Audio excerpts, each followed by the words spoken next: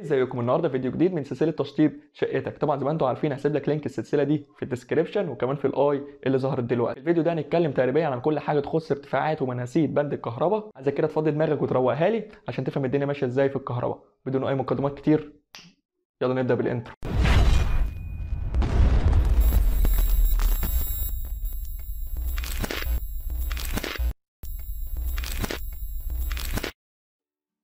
طبعا زي ما انتم عارفين بند الكهرباء ده من اهم البنود الموجوده في الشقه، فلو تاسس صح هيغنيك عن مشاكل هتحصل كتير بعد كده. وهعمل لكم فيديو قريب بتكلم فيه عن اساسيات الكهرباء، فلو مهتم ما تنساش تعمل سبسكرايب للقناه عشان تشوف كل جديد. طبعا قلنا قبل كده في كذا فيديو، هفضل افكرك تاني. لو انت بتشطب الشقه من الاول خالص بيبقى في حاجه اسمها شرب، بيكون الرمز بتاعه مثلث مقلوب، وعاده بيكون ارتفاع الشرب ده من مستوى التشطيب 1 متر. سواء كان عندك تشطيب الارضيه دوت رخام، بروسلين، سيراميك، بلاط، اي حاجه، ده بيبقى علامه اساسيه لمعظم الصناعيه اللي هتيجي تشتغل بعد كده علشان الصنايعي يقدر يشطب شغله من الشرب ده. انا بقى اقول لك على ارتفاعات الحاجات اللي انت هتحطها عندك في الشقه. خد بالك ان ارتفاعات الكهرباء اللي انا هقولها لك دي هتكون من مستوى التشطيب لحد نص الحاجه بالظبط. عندنا اول نوع من الفيش بيكون الفيش السفليه، ودي بيكون على ارتفاع من 40 ل 50 سم. دي هنستخدمها لفين والايه؟ عندك اول حاجه في الريسبشن جنب الركن او الانتريه. عندك تاني حاجه في الليفنج روم، ممكن تستخدمه جنب كرسي الليزي بوي او الكنبه او المكتب. ثالث حاجه عندنا في المطبخ عشان غساله الملابس وغساله الاطباق والفلتر. رابع حاجه عندنا في البلكونه عشان لو حبيت تشحن التليفون او اللابتوب. خامس حاجه عندنا في الاوضه عشان لو تستخدم مروحه عمود او مكنسه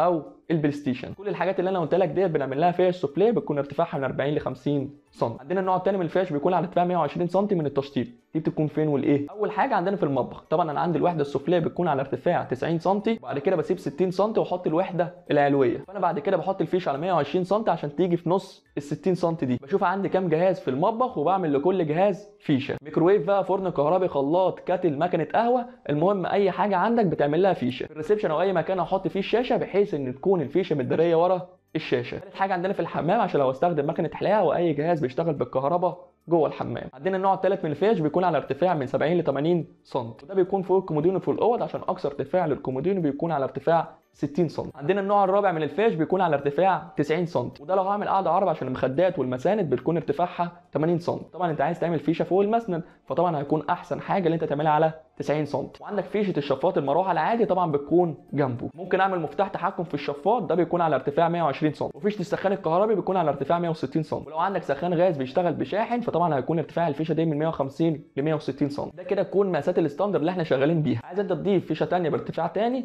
دي حاجه ترجع لك انت. نيجي بعد كده نتكلم عن ارتفاع المفاتيح. كلها بتكون على ارتفاع من 110 ل 120 سم. طب لو هعمل علبتين فوق بعض، خد بالك بقى من التركه دي، انا بسيب بين العلبتين في التاسيس 5 سم عشان الوش لما يجي يركب في مرحله التشطيب يجي مستريح. هاخد بقى ال 120 سم دول بين العلبتين بالظبط. عندنا ارتفاع الاباليك على الحيطه بيكون على 180 سم، وعندنا ارتفاع الجرس القديم 2 متر ونص. وفي طبعا دلوقتي جرس بيكون لقمه كده قد المفتاح، بيركب في علبه الكهرباء على طول وبيجي من شركه اسمها شارب، وطبعا بيكون ارتفاعه من 110 ل 120 سم. ارتفاع لوحه التوزيع الاساسيه اللي بيكون فيها القواطع 180 سم. ارتفاع تحكم مروحه السقف اللي هي البقره يعني بيكون على 130 سم علشان طبعا هيكون فوق المفاتيح، ولو هتعمله جنب المفاتيح بيكون 120 سم. عندنا ارتفاع التكييف ذات نفسه بيكون على 2 متر 60 بحيث ان اسيب حوالي 20 سم فوق التكييف تهويه مع السقف. علب التيار الخفيف اللي بيبقى ماشي فيها الدش والتليفون والنت بيكون على ارتفاع من 40 ل 50 سم. ده كده يكون ارتفاعات تقريبا بند الكهرباء في الشقه. تعالى بقى اقول لك تاخد بالك من ايه وانت بتشطب. يا ريت تجيب فيش بغطا في الحمام والمطبخ عشان الميه، طبعا هتكون احسن ليك وهتغنيك عن مشاكل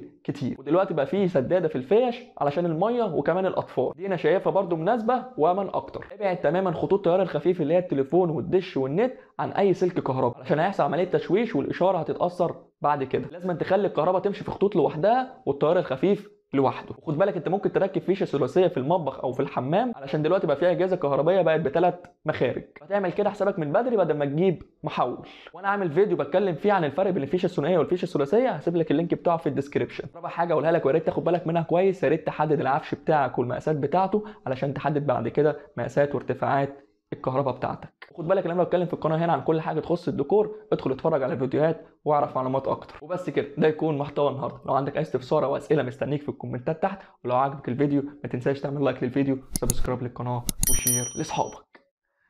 سلام.